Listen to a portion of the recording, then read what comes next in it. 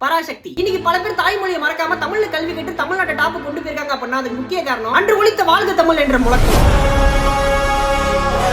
ஒரு மொழி மேல கை வச்சா மக்களுக்கு என்ன பிரச்சனை வரும், மக்களால் என்ன பிரச்சனை வரும் அப்படிங்கறத ரொம்ப அழகா காமிச்சிருக்காங்க சுதாமன். பிற மொழி கற்றல் கொடுமை அல்ல, பிற மொழி கட்டாயம் கொடுமை அப்படிங்கிற விஷயத்தை செலியன் அப்படிங்கிற கேரக்டர் மூலமா ரொம்ப அழகா வாழ்ந்திருக்காரு எஸ்கே. அவருக்கு ஒரு அடுத்த அதர்வா பொண்டாட்டி அமைவதெல்லாம் இறைவன் கொடுத்த வரம் அப்படிங்கிற மாதிரி இந்த படத்துல இந்த கேரக்டர் இவருக்கு அமைஞ்சதெல்லாம் கங்காரு மேம் கொடுத்த குல்பி ஐஸ் இல்ல. அவங்க அப்படின்னு சொல்லும் போது கூட தேட்டு விட்டு எந்திரிச்சு போயிடணும் அப்படிங்கிறது எனக்கு தோணல. ஆனா கேரக்டர் கஷ்டத்துல இருக்கும் போது இஷ்டத்துக்கு பாட்டு வருது. அப்பதான் வெளில போயிட்டு ஒண்ணு கடிச்சிட்டு வந்துடலாமான்னு தோணுச்சு. படத்துல ரவி மோகன் இந்திய திணிச்சாரு, ஜி பிரகாஷ் பாட்டை திணிச்சு வச்சிருக்காரு. பிரியாணி பந்தியில உட்கார்ந்து இருக்க சொல்ல சாம்பார் எடுத்து நீட்டுற மாதிரி அப்படிதான் இருக்கு. சில பேருக்கு படத்துல வர லவ் சீன் ஒர்க் அவுட் ஆயிருக்குது, சில பேருக்கு படத்துல வர லவ் சீன் ஒர்க் அவுட் ஆகல. எனக்கு ஒர்க் அவுட் ஆச்சு, ஆனா ஆவல.